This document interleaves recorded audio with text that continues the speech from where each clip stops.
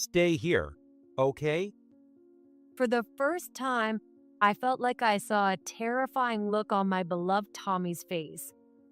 When I flinched and let go of his hand, the door above me slammed shut. A dreadful sound echoed. The door was locked. I was trapped in a dark basement, wanting to scream but unable to, because I was holding a baby in my arms. A baby I had given birth to just yesterday, my beloved little one, Madison. Why all of a sudden like this? Tears began to flow. Trapped in a dark basement in my postpartum state, Madison, whom I had just fed, slept peacefully, unaware of anything. That was the only solace. Then, after about 3 hours, I had just finished feeding Madison again under the light of the only lamp when a dark shadow appeared in its glow. Who's there?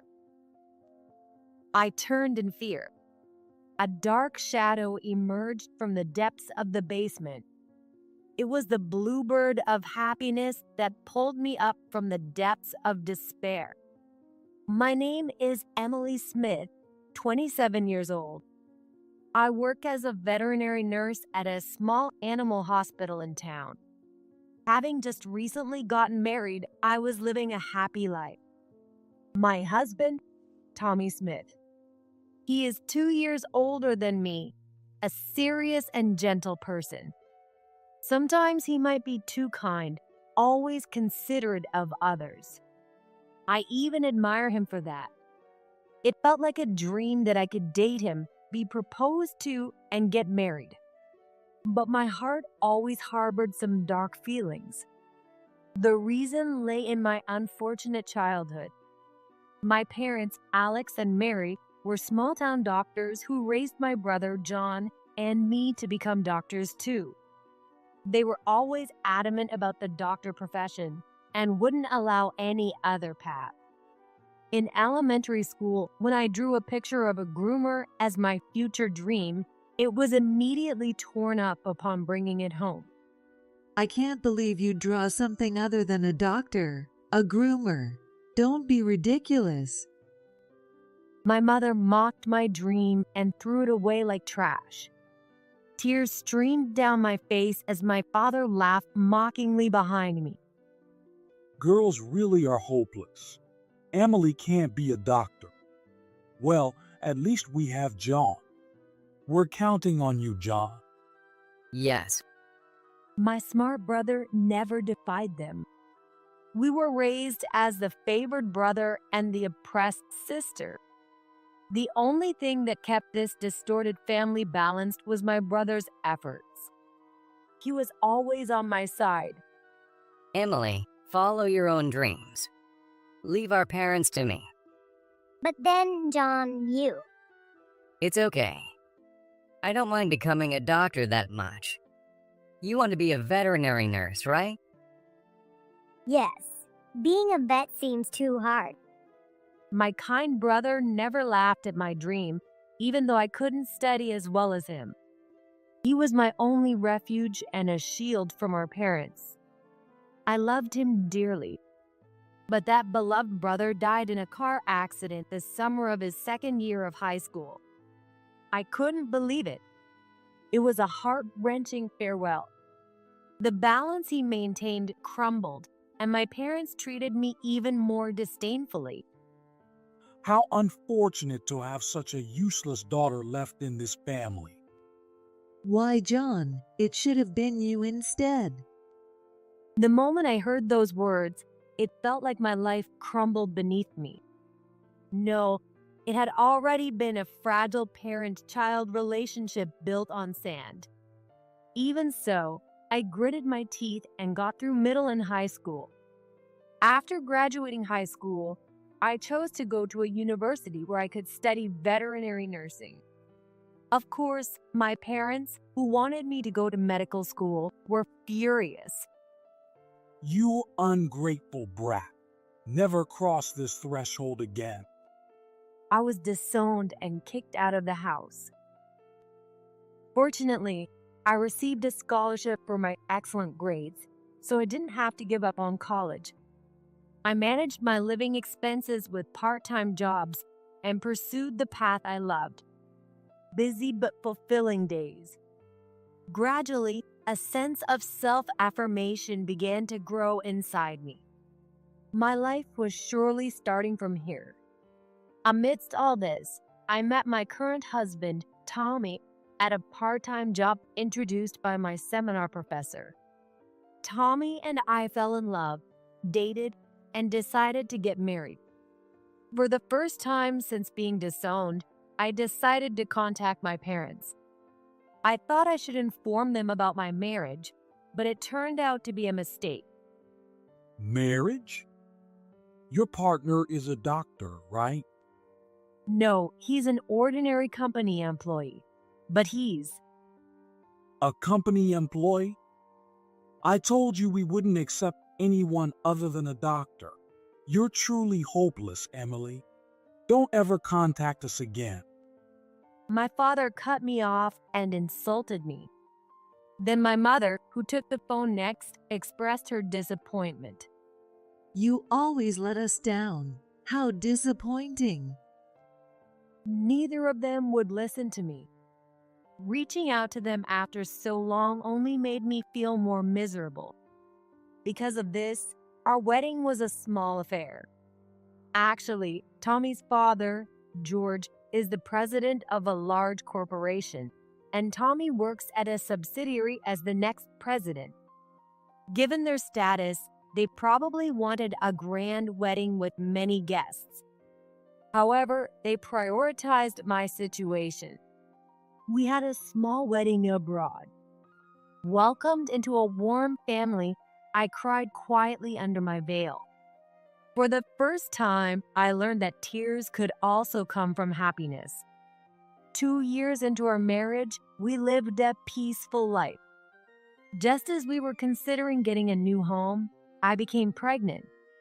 When we found out it was a boy during a checkup, the realization hit me, filling me with a different kind of happiness.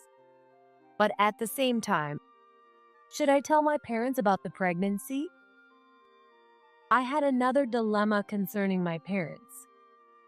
It would be their only grandchild, after all. But, yeah, value your own feelings, Emily. My feelings. It might sound strange, but despite everything, I still wanted to cling to my parents. Maybe they would be happy about a grandchild.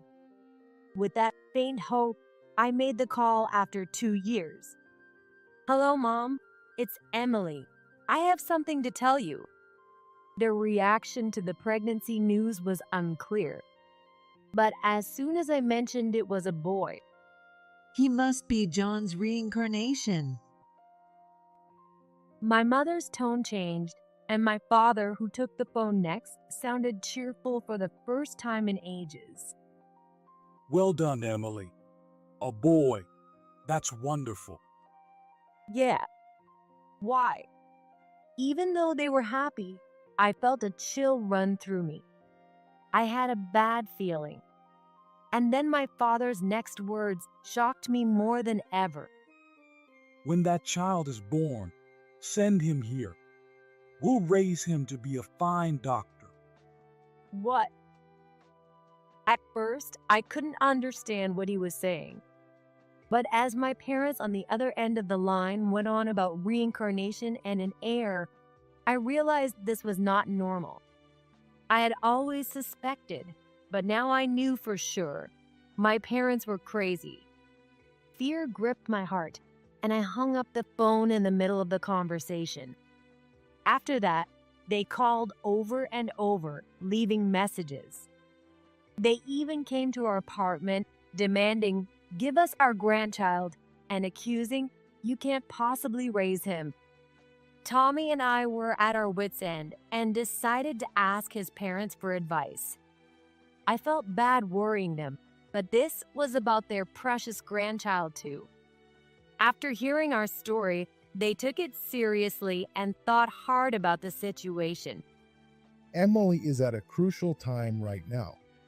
It might be better for her to stay somewhere else. After discussing it, George suggested that we isolate ourselves at a cottage in Vermont. Tommy arranged to work remotely, and my mother-in-law, Jennifer, would take care of the household chores and help out. I was deeply grateful to my in-laws for making all the preparations. Really, thank you for everything, Jennifer. Don't worry, Emily. It's not your fault. Jennifer had been worried about my relationship with my parents since the beginning of my marriage. She was so kind that I thought Tommy must have inherited his kindness from her. In our secluded life, I began thinking about the birth. To avoid my parents finding me, I decided to have a home birth at the cottage. Tommy was surprised but supportive. I always knew you were strong-willed, Emily, but this is beyond what I expected. I'll help too. I was a bit embarrassed by his praise. Jennifer also nodded seriously. All right. I have a friend nearby who's a midwife. I'll ask if she can help. Thank you so much. The midwife introduced to us was a robust woman named Sarah. She gave us her strong assurance that she would fully support the birth under these circumstances. I live nearby, so I can come over anytime. You can count on me. Sarah's confident assurance was a great relief. I can never thank her enough. I was also thrilled when Tommy brought home a dog when we moved to the cottage. He knew I had always wanted a toy poodle, and he seized this opportunity to make my dream come true. I thought it might be a good distraction. Plus, it could be a playmate for our child in the future. Thank you. He's so cute. The black toy poodle quickly warmed up to us. I named him Chill, the fairy tale that I read long ago. I loved the magical adventure of searching for happiness, so I named him after a character from that story. It's about a bird that brings happiness. I hoped it would bring happiness to me someday too. At the cottage, I prepared for the birth. To ensure a safe delivery, I maintained a healthy diet and regular exercise. The checkups were smooth, and the baby grew steadily without any major issues. Sarah said the natural environment and stress-free life were beneficial. Plans for hospital coordination in case of an emergency were prepared with Sarah at the center. And then labor began. The pain and suffering were so intense that it felt like I was going to lose consciousness. By dawn, I successfully gave birth to a baby boy. Sarah brought the newborn to my chest and showed me his face. My very cute baby. He's warm and soft. It went smoothly for the first birth. It was an easy delivery. Sarah said with a smile. Tommy, who was present, cried his eyes out, and Jennifer, who was waiting, also shed tears and congratulated me. We named the baby, as we had previously decided, Madison. Everyone, thank you so much. No matter how much I expressed my gratitude, it wouldn't be enough. I felt a happiness I had never known before as I looked at newborn Madison sleeping beside me and fell into a deep sleep. But in the middle of the night, still in a light sleep postpartum, I was awakened by the sound of hurried footsteps approaching. Tommy and Jennifer, who had been in another room, rushed in with worried expressions. Emily, your parents found out where we are. What? How? I don't know, but they'll be here soon. We need to hide you. Tommy and Jennifer helped me, still unable to move well, out of the bed. They took me, holding Madison, to the basement connected from the hallway.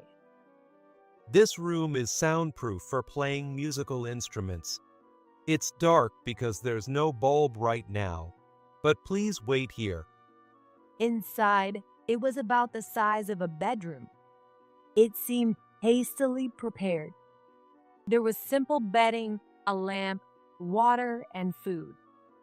Jennifer, who had gone to check outside, came back. It's bad. They're almost here. Sure enough, I could hear the sound of a car stopping outside. My parents had arrived. No, they're going to take my child. Don't worry. We won't let that happen. Tommy hugged me tightly and then led me into the basement. Stay here, okay? Tommy's face was unusually stern. Frightened by his expression, I let go of his hand, and the door was shut and locked. Why all of a sudden like this? I couldn't believe I had to hide in a basement right after giving birth. I was about to cry, but Madison let out a small cry, and I hurried to soothe him. Yes, I had to be strong for him. I calmed my nerves and focused on comforting Madison. About 3 hours passed. I had just finished nursing Madison when I looked at the unopened door above me. A shadow appeared in the light from the lamp. Who is it? Startled, I turned around. A dark figure slowly approached from behind. It was. Wow, it's Chill. Woof. The toy poodle, Chill, wagged its tail and approached me. I was startled by the sudden appearance of my beloved dog. Where did you come from? It had been quiet here for 3 hours. Where had he suddenly come from? Chill, as if to answer the mystery, pointed his nose to show the way he came. There was a small door hidden in the shadows. I hadn't noticed it in the dim light of the lamp. Apparently, there were 2 entrances to this room. I opened it and found another staircase leading up to the backyard. Carrying Madison in my arms and barefoot, I entered the cottage from outside. Just before entering the living room, I heard the irritating voices of my parents shouting. Bring out our grandchild. We'll raise him. That child is John's reincarnation. He was born to be a doctor. Their stance hadn't changed at all. As I soothed the almost crying Madison, I peeked into the living room. Tommy and Jennifer were standing up to them. To think you hired a detective to track us down. Have you ever considered Emily's happiness? Happiness? That girl has no right to happiness after disgracing us. Now hand over our grandchild. You don't understand anything. He's ours, mine and Emily's. He is not a reincarnation, nor was he born to be a doctor. He was born to be loved by us. Tommy's voice was firm and resolute. The normally gentle Tommy was looking at my parents with an unusually stern expression. I never knew he had such a strong side. But he is our grandchild. And he is our grandchild, too. This is our cottage. Please leave. Jennifer was also backing us up. She stood tall and firm, just like Tommy. They must have been dealing with this for a while. I swallowed hard. I had to put an end to this. Because I was a mother now. I took a step forward. Leave. Emily. Tommy and Jennifer were surprised by my sudden appearance. I felt sorry for disrupting their efforts to protect me. But I had to end this. I had to be the one to cut ties with them. You disowned me.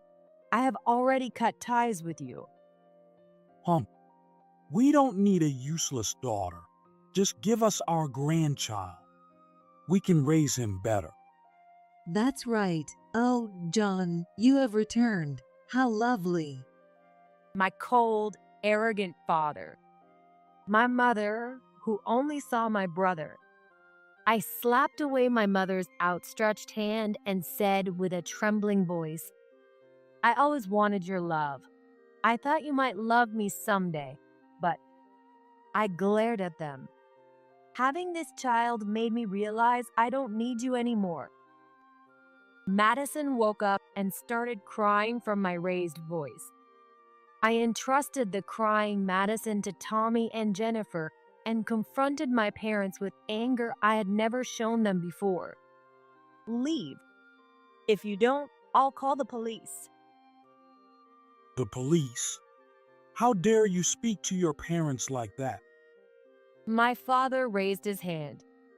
I instinctively closed my eyes, bracing for the impact, but Tommy stepped in front of me and stopped his arm. No matter who you are, Alex, I can't allow that. Damn it. Tommy was a head taller and much broader than my father. The difference in their physiques made my father hesitate. Seizing the moment, I pulled out my phone and displayed the dial screen with 911 showing. I'm serious. Now leave, or I will call the police. I was trembling slightly, but I stood firm so they wouldn't notice. Finally, my parents seemed to be overwhelmed by our resolve. They turned and started to leave the living room. They were shouting something at the entrance, but I couldn't make out the words. The tension drained out of me, and I collapsed on the spot. Emily, are you okay? I'm fine. Tommy caught me immediately. Confronting my parents right after giving birth had taken a lot out of me. But for some reason, my heart feels clear and bright. For the first time, I had confronted my parents with my true feelings. A sense of liberation made me smile naturally, and Tommy gently smiled back. Chill also came over and licked my cheek. I'm so glad you came. Thank you, Chill. Chill responded with a bark, whether he understood or not. But it was because of him that I left the basement and faced my parents. The rebellion against my parents that I could never manage before. The one who gave me the courage to do it was this little one, my happy bird. Feeling safe, I fell asleep in Tommy's arms. The next day, Sarah, who had come back to check on us, was furious when I explained what had happened. Oh my, I can't believe that happened. From now on, I'll stay overnight with you, Emily. If they come back, I'll chase them away. Thank you, Sarah. Sarah was as reliable as ever. I can't believe they would do that to their own child. Right, Jennifer? Yes, that's right. When Sarah called out to Jennifer, she momentarily looked down. Jennifer had been a bit quiet since last night. I felt guilty, thinking she must have been exhausted from dealing with my parents. Tommy, meanwhile, was busy during the day with Madison's birth certificate and preparing our new home. We also decided to apply for restrictions on access to our family register and resident records to keep our new address hidden from my parents. This might take some time, but Tommy was determined to do everything we could. Surrounded by such strong allies, I resolved to become stronger myself. That night of defiance changed me. I would never let anyone take Madison from me. And then, half a month later, the time for another confrontation finally came. While walking in the yard, my parents suddenly appeared from hiding. They tried to forcefully take Madison from my arms. Give him to us, Emily. We'll raise him. Stop it. Their arrogant reasoning remained unchanged, saying he would become a doctor and he was the reincarnation of my brother. Tommy and Sarah rushed over immediately. Don't you dare touch Emily and Madison. You too. I've already called the police. At the word police, my parents let go. I spoke to them firmly, not with the anger I used to feel, but calmly and clearly. Stop it. This is kidnapping. Kidnapping? We're just taking our grandchild. I'm Madison's mother. If you take him without my permission, it is kidnapping. The tension was palpable. In the past, I would have cowered before my parents, but I was no longer their daughter. I was Madison's mother. For the sake of my new family, I would stand up even to my own parents. I had prepared myself for the day they would inevitably come, and I was no longer afraid. Silence filled the air. Eventually, the police car actually arrived, and my parents fled in a hurry. You actually called the police? Ungrateful child. As they ran away, Jennifer captured the entire scene on camera from a distance. We had planned to gather evidence if they ever showed up again. The video, along with the police witness statements, served as irrefutable evidence, allowing us to smoothly obtain restrictions on access to our family register and resident records. The official at the office even expressed sympathy, saying that must have been tough, implying how awful my parents looked on video. Watching the video, I thought they looked despicable. I wanted to hug my younger self, who had once yearned for their love. A month later, we moved into the new houses Tommy had prepared. It was a large, 2-story house with a garden, including a dog run for chill at my request. A lovely yard also had a swing for Madison to play on in the future. Although our ties to my parents weren't completely severed, we had created a physical distance. They no longer knew where I lived, and I could finally focus on raising Madison in peace. Days passed calmly, though busy with childcare. Jennifer and George would occasionally visit and dote on Madison. Eventually, Madison turned 3 and grew significantly. Now he is a beloved child, living happy days. One day, Tommy showed me an article on the internet. Hey, Emily, doesn't this look like it's about your parents? What? The news on his phone was about a local doctor in my hometown who had been embroiled in an SNS scandal. The controversy started when someone called out the doctor on social media for being arrogant and uncaring towards patients during consultations. Normally, such complaints might not make the news, but my parents made things worse by arguing on social media. Their back and forth bickering attracted public attention, turning into a major issue. They responded to negative reviews but ignored positive ones, further damaging their reputation. Their arrogance wasn't directed only at me, but also at their patients. They fueled the fire, leading to a loss of trust. As I read on, I found out that they had closed their practice. A local private clinic's reputation is everything. They couldn't sustain it. I have no words. For just a scandal to lead to such a downfall. Perhaps their reputation in the community was never that good, and they didn't have many patients to begin with. That might be why they were so desperate for an heir to revive their practice. My parents, who had been forcing me to become a doctor since I was little. I may never understand what drove them to such behavior, but lately I think it's okay not to try.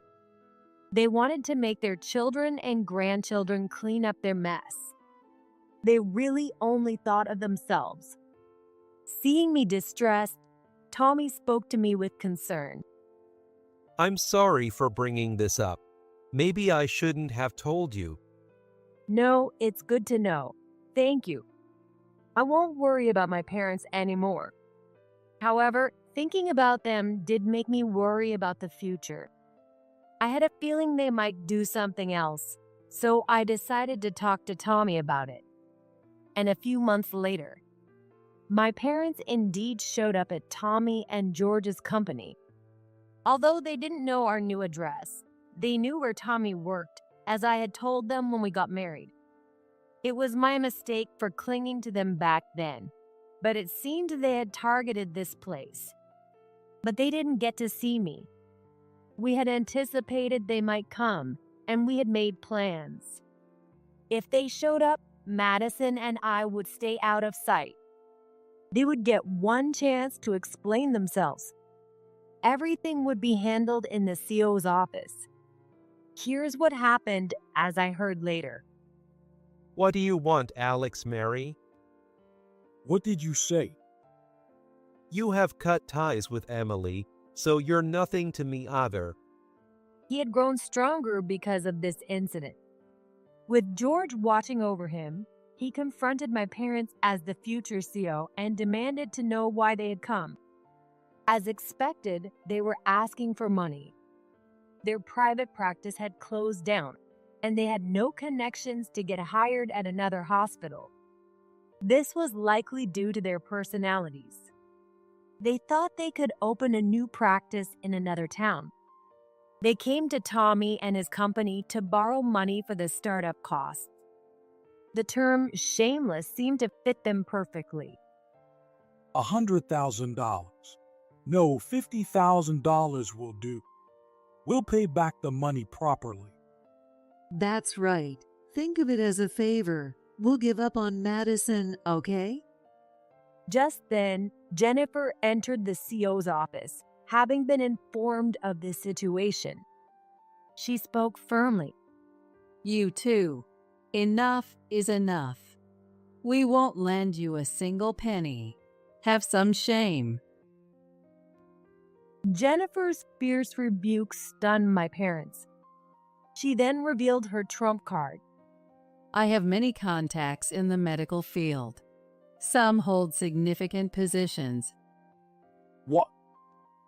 Jennifer mentioned several names of people she knew as friends.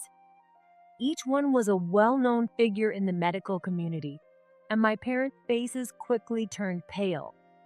She had already informed them of my parents' misdeeds and character. They had arranged to exert pressure to prevent any new practice from opening.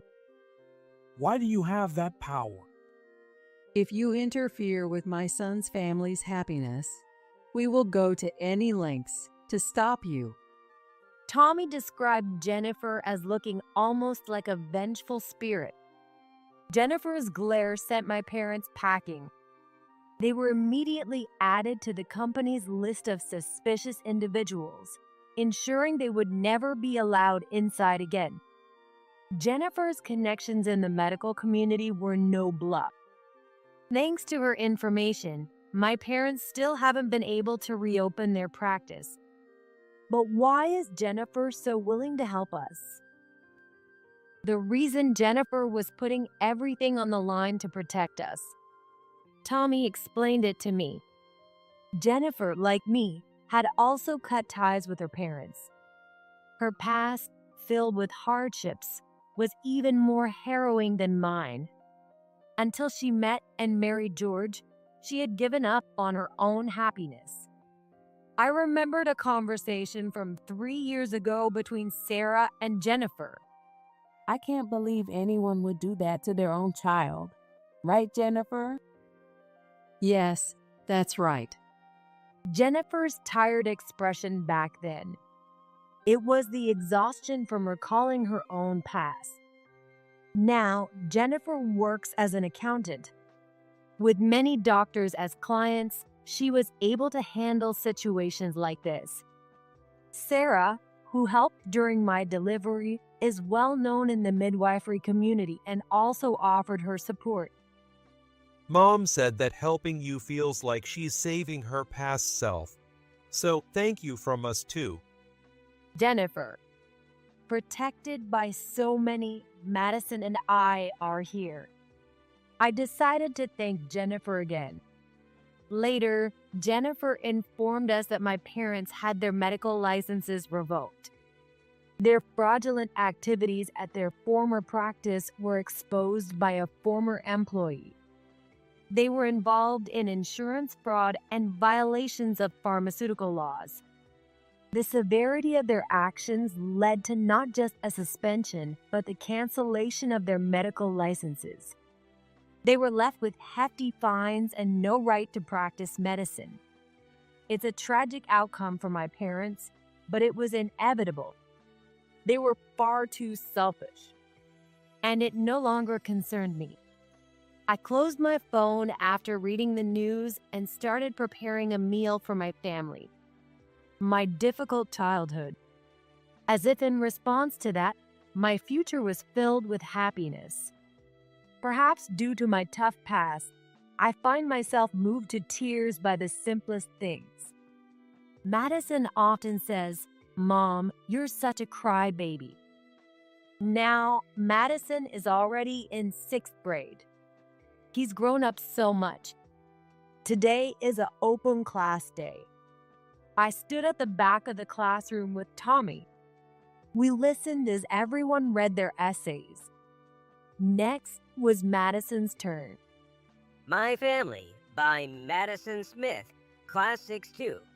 My family is my dad, my mom, and our dog, Chill.